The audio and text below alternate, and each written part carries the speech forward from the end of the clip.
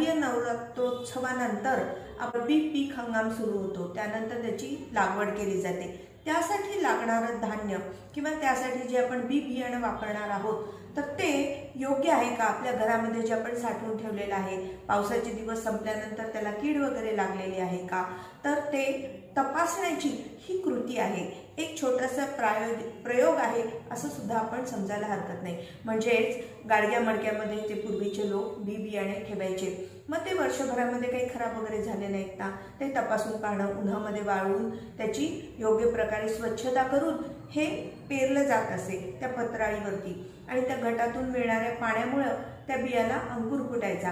आणि जर चांगल्या प्रकारे ते अंकुर फुटले याचा अर्थ आपल्या घरातलं बियाणं हे उत्तम आहे आणि म्हणून आपण ते आता पुढच्या रब्बीच्या हंगामामध्ये पेरू शकतो, असा याचा अर्थ होता. आणि अशा प्रकारे शास्त्रीय दृष्टिकोनातून सुद्धा